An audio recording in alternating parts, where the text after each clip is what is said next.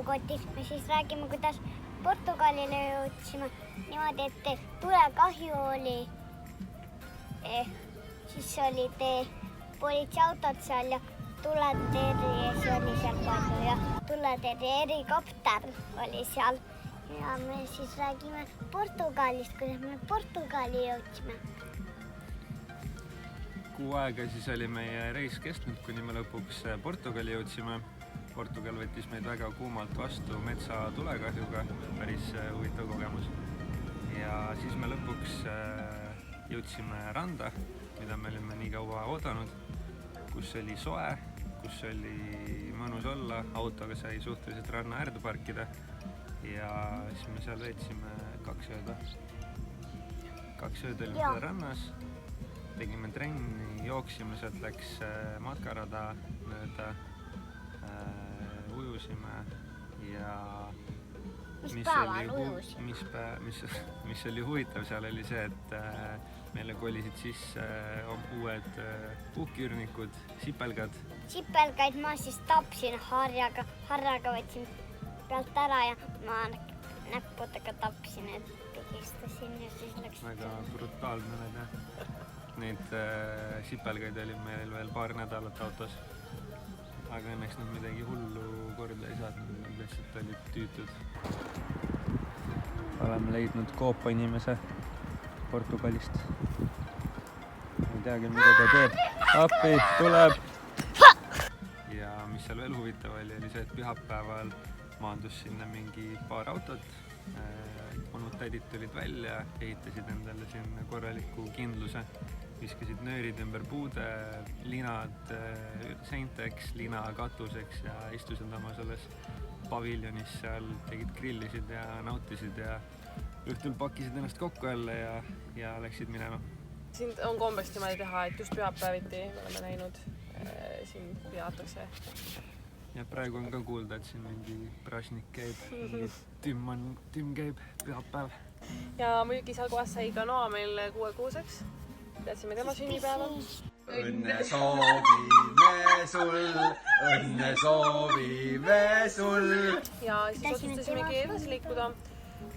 Nimelt sõitsime Mäkke, Douro piirkonda, mis on siis UNESCO kaitse all ka olev piirkond, kus siis kasvatatakse viinamarju. Seal on suured viinamarja põllud, mis on sellised me siis võtsime ühed viinamarjad ja nii head olid. Meil oli viinamarja veengi.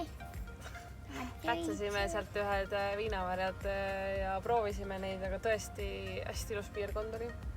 See oli vaatamist väärt. See tunne nagu oleks pallile sattunud, küll palli pole käinud, aga pilt oleme näinud, mis need riisipõllud on. Seega siuke riisipõllude tunne oli. Siis me ööbisimegi seal üleval mäe otsas, kus laius meile siis meeletult ilus vaade. Aga seal oli veidik tuuline, seega järgmise päeva me sinna kauemaks nagu kämpima otseselt ei jäänud, vaid sõitsime allapoole tagasi ja siis peatusime Douro jõe ääres. Seal pesime pesu nagu mingid korralikud hipid. See on poolteist või kuu aega poolt pesu pestud. Punane rand. Siin on aega veel. Ja öö veetsime ka siis samuti lihtsalt Douro selle jõe ääres. Aitäh! Aitäh! Aitäh! No, oskab aitäh ütleda. Aitäh! Ja möödusid siis, et muidu Porto linnast sõidavad siis sinna Douro piirkonda suured paadid, et seal oli siuke tihe paadiliiklus meil. Ma isegi ütleks, et laevad. Kruiisid. Kust need kruiisid olid? Ja siis edasi jõudsimegi Portosse. Portosse jõudsime esimese asjana, käisime ühes pargis. Tule, lähme raburinti. Siit! Issi! Kus oli labürint, puuga oli ammu labürinti tahtnud minna, siis sai Sinna seal ei... Mida? Sai labürindis ringi joosta ja väljapääsu ja sissepääsu otsida. See oli siuke väike labürint niis pargis, aga see oli äge. Polnud isegi käinud tegelikult labürindis. Ja siis läksime, vaatasime Porto linna. Meil väga suuri plaane sellega ei olnud. Meril oli paar kohta välja vaadanud, mis me näha tahtsime.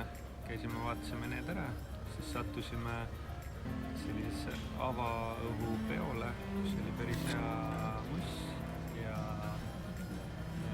chillisime seal natuke. Ja siis otsisime söögikoha, sõime kõhud täis, siis vist pakkisimegi ennast kokku ja... Nii, siis ma chillisime seal. Ma tahaks ainult lisada selle, et kui me Tuorosse sõitsime, siis me käisime ka ühes kirikus, mis oli äge. Nimi oli väga pikk ja keeruline, Bom Jesus midagi, aga see oli äge koht, sest jäi tee peale meil juhuslikult. Käisime seal. Ja Portos me käisime üle selle kuulsa silla, metallissilla ja ma ei ole seal kunagi näinud, et keegi niimoodi kõrgust kardaks, üks mees, kes meie ees kõndis. Reaalselt, kui keegi vastu tuli, siis ta ei olnud nõus nagu astuma sammu sinna ääre poole, vaid ta lihtsalt hoidis sellest aiast kinni. Seal oli ehituse aeg. Mina küll ei kartnud, mida ma ei kartnud. Sina ei kartnud, jah? Üks onu kartis.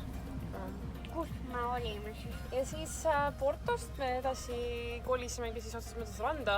Me edaspidi elasime ainult randades. Külastasime väga palju erinevaid randasid. Tuleb teil ka külastada. Jah, nimelt ühes rannas me siis nautisime väga ilusaid päikseloojanguid, nagu selliseid tõsiselt ilusaid. Siis me korjasime sealt mega suuri merekarpe. Ja emmetissidele. Mega suuri. Okei.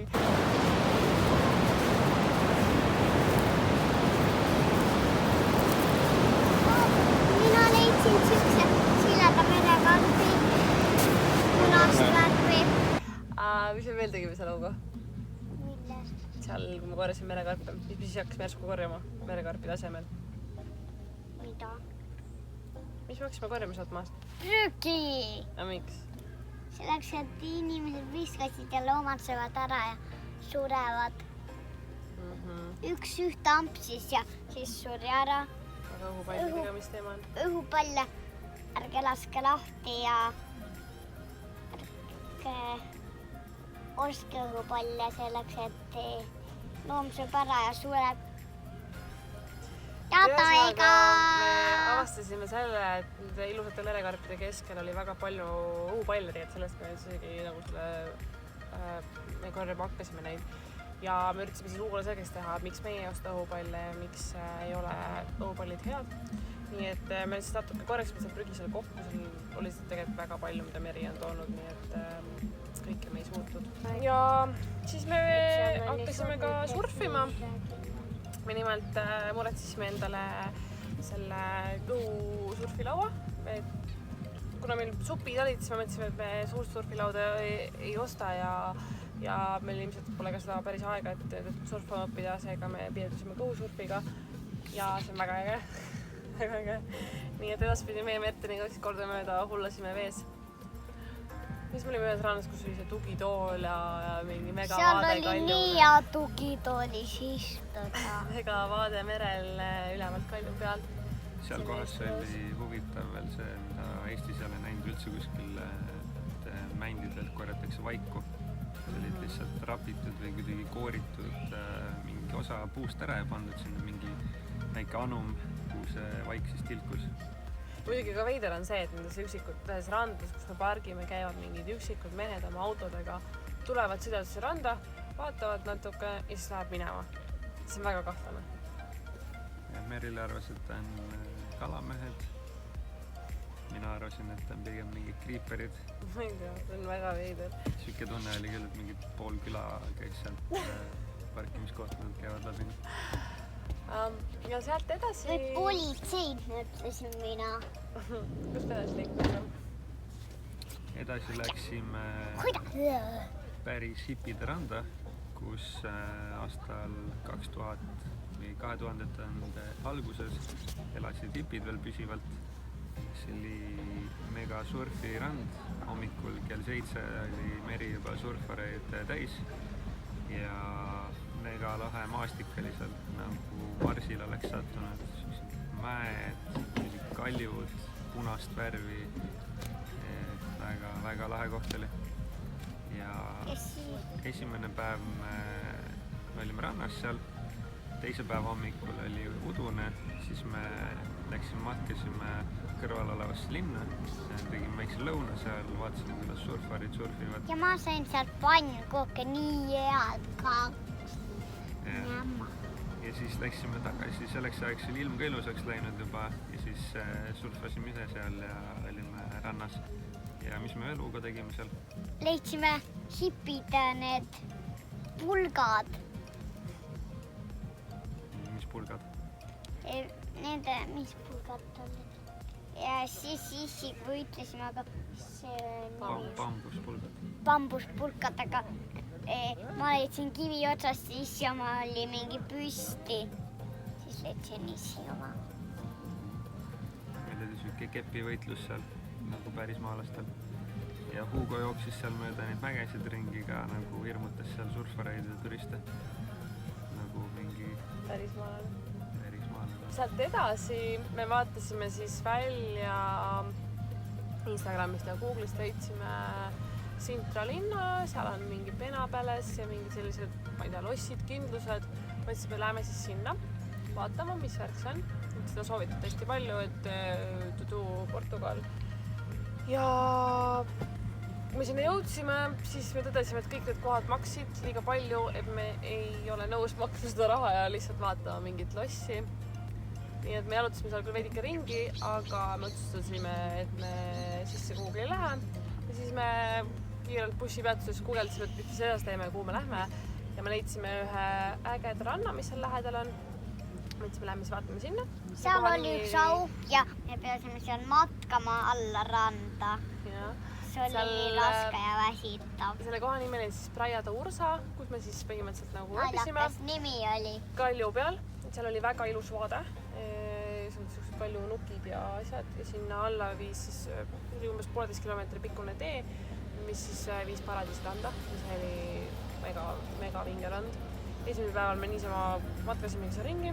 Teisel päeval me otsustasime, et kui me nägime bussidega viiakse inimesi meist natuke eemal olevasse kohta ja siis on lihtsalt vooris mega palju inimesi, siis me lähme vaatama, mis seal on. Kui me sinna läksime, siis seal oli lihtsalt meri, seal polnud mitte midagi ja me ei saanud aru, mida need inimesed siia vaatama tulevad.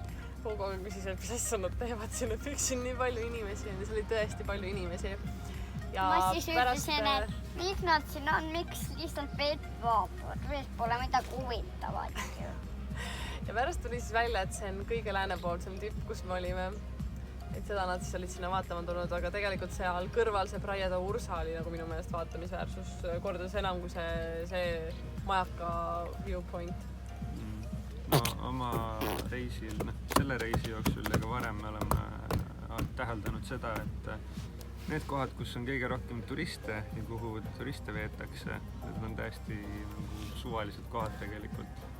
Me oleme leidnud palju ägedamaid kohti enamasti kogemata, mõnikord ka lihtsalt on soovitatud sinna minna, aga ikkagi kõige ägedamad kohad on need, kus ei ole turiste ja kus turistid ei käi.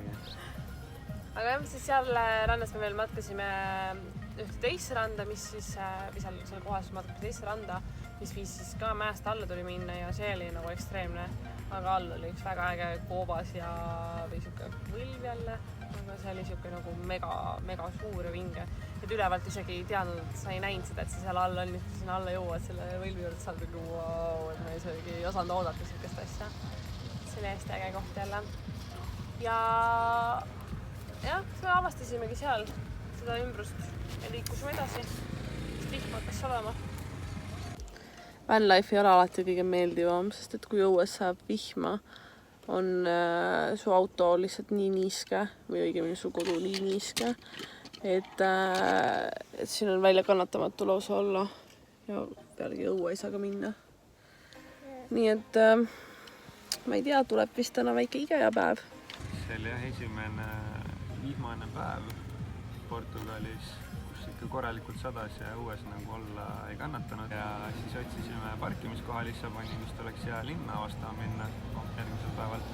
See oli täpselt nii väsitav, ma kõldisin rohkem kui emme.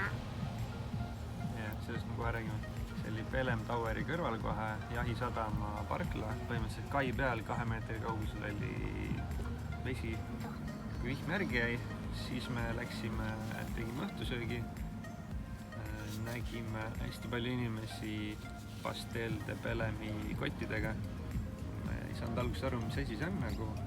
Ja siis juhuslikult sattusime sinna selle koha ette, siis tuli välja, et see on pagari töökoda. Tollel õhtul oli see juba kinni, aga järgmisel hommikul läksime sinna. Me pidime sinna minema lihtsalt, sest et kõigil olid need paberkotid, see tundus nii veider, et mis värk sellega on.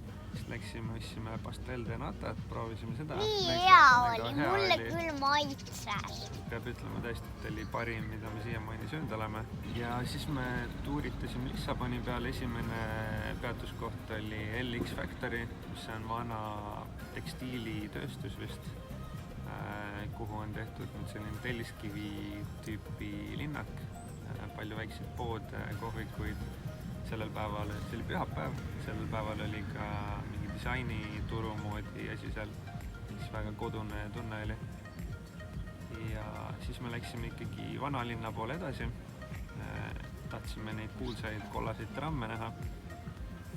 Ja seal olid rohelised ja punased ka veel. Alguses hakkasid tulema mingid hästi valet värvi trammid, mis on aru, et kus need kollased on, aga ikkagi jaht osutus edukaks jah, et me leidsime kollased trammid üles ja siis me käisime selle kuulsa E28 liini, jalutasime läbi lihtsalt, otsisime ägedaid kohti, kus need sõidavad. Coca-Colaga oli ka need kollaseid tramme. Ja kuna me lihtsalt ei olnud nõus maksma 3 euri selle inimese eest sõita selle trammiga, mis tundus nagu lihtsalt sõidad trammiga. Ja päeva peale kogunes meil 20 kilomeetrit nautides. Siis ühel hetkel me hakkasimegi kodu poole tagasi minema. Hommikul me viskasime õhku mõtte, et läheks äkki elektritõuksidega. Ja siis Hugo oli terve päeva korrutanud seda, et millal me hakkame sõitma tõuksidega, millal me tõuksid võtame. Et kui me olime juba 20 kilti kõndinud, siis oli see aeg, kus tuli võtta tõuksid, sest et jalad enam ei jaksanud ja viimased 3 kilomeetrit koju sõitsime tõuksiga. Merton on kõige suurem, et ta jalad jaksasid. Lissaboniga me tõmbamegi joone alla, kuna Lõuna-Portugal on veel ees. Siis me ära teisse vlogi. Siis teises uues rannas me issiga tegime Seda räägime järgmine kord. Jalossa. Tšau, tšau! Tšau!